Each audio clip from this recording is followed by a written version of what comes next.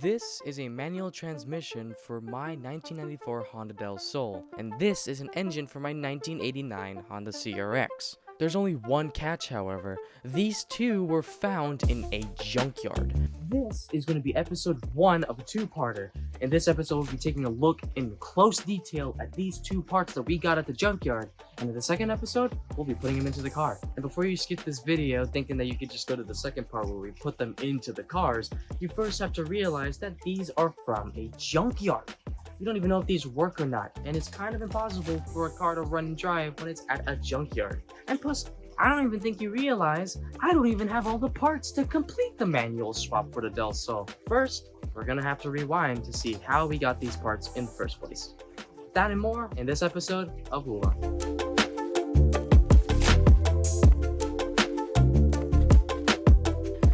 Well, it's that time of day again. You know how it is.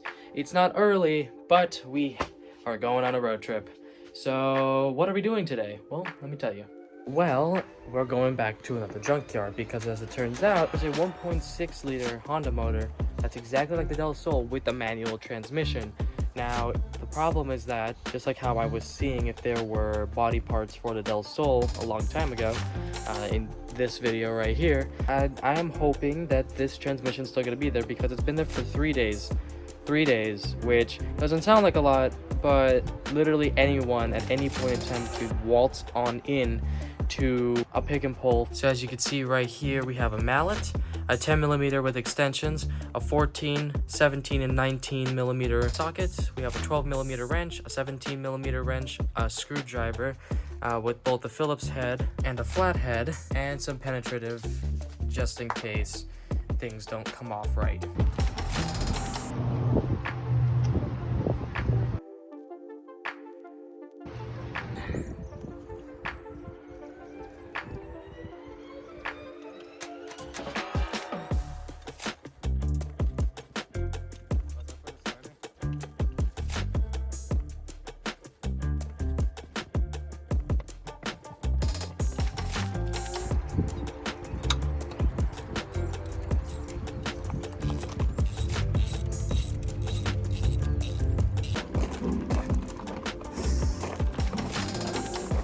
Notice how strong I am.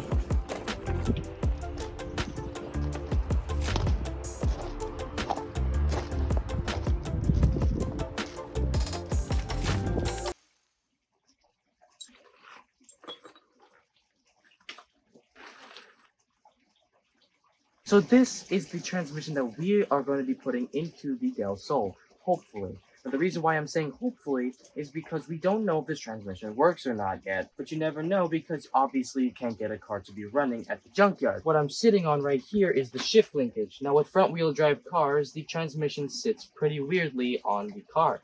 The shift linkage essentially acts as a giant rod where once you hold it, it basically pushes itself forward and back to shift the transmission from pretty far away. However, you may be noticing that some things are missing. This right here is the clutch pedal, and this right here is the gas and the brake pedal. Now the reason why we needed this, we don't really need the gas pedal. This just came welded on to the brake assembly. What we really need is the pedal, because at the Del Sol, on the automatic specifically, it comes with a giant beefy automatic pedal. And that is no-no for what we need with this. We need both pedals to be small so we can fit all three in the back. Now getting these out were a pain, but I'm pretty sure that putting them on is going to be even worse. However, there are two things that we're missing, and allow me to show you what exactly it is we're missing.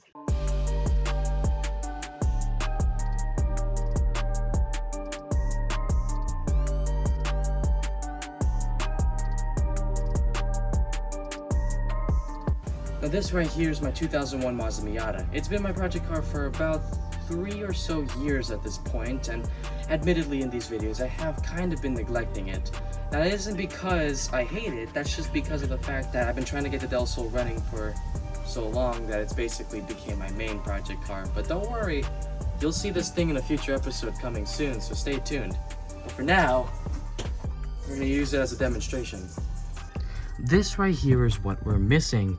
As you can see right here, it is mainly just the reservoir, the master cylinder, running all the way around the car to about right here that goes underneath the car, connects to a slave cylinder, which essentially powers the transmission that's way in there. Now this is very important. When you're driving your manual car, just like with your brakes, you're gonna need to have something that could pump the clutch pedal. And as you can see right here, you got your gas pedal, brake pedal, and your clutch pedal. Keep this in mind.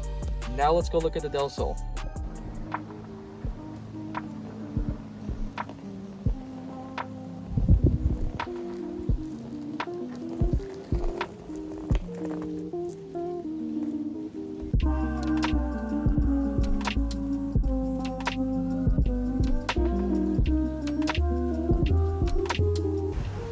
And so this is my Del Sol. This has been my main project for so long, and I'm really hyped to be doing this swap because an automatic Del Sol isn't really that good. If you're interested in watching my journey with this car, you can always check out this playlist that I put in the description below.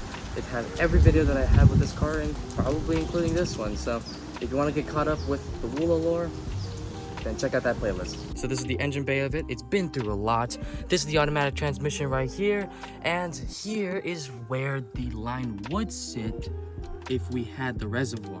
It's really cool to see that Honda, instead of just making an entirely different chassis, they just bolted this plastic piece on there, hoping that no one would notice. So I think that's kind of funny. So this is the footwell of the Del Sol. As you can see, long ass brake pedal and the gas pedal. That's it. Although this switch doesn't do anything. And ignore that wiring that's up there. We're gonna have to take that out.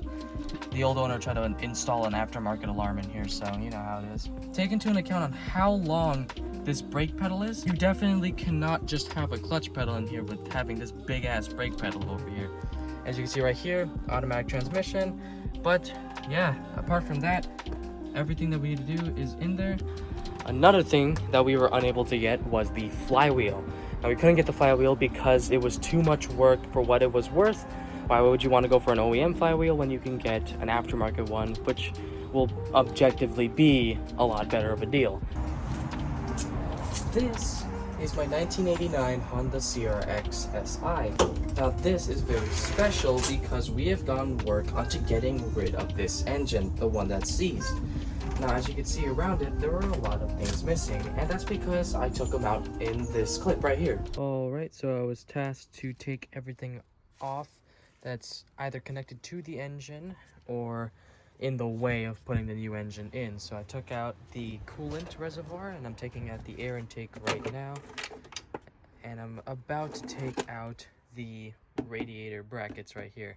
And there we go. We got the radiator out, the coolant reservoir, the air intake, and a massive puddle underneath the car because who would have known that the car would still have coolants in it. When it came out, it was slightly greenish, but it was clear, so I think they topped it off with water. So why did I take it out? Well, let's just say that the transmission isn't the only thing that I got in that junkyard. This right here is the engine that we'll be putting into the CRX. This, albeit looks like an SI motor, it isn't. However, this puts out about the same amount of horsepower as the CRX did stock, and is basically almost the exact same engine.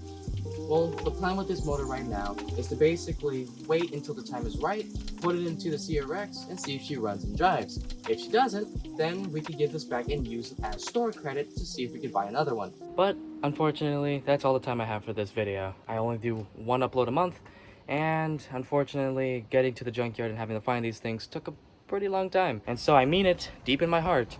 It'll really help if you subscribe to my channel. I'm spending a lot of money on these cars, and so it'll be really nice to see other people like watching me and build these cars. So subscribe today, like the video, and help me out. But thanks for watching, and I'll see you in the next one.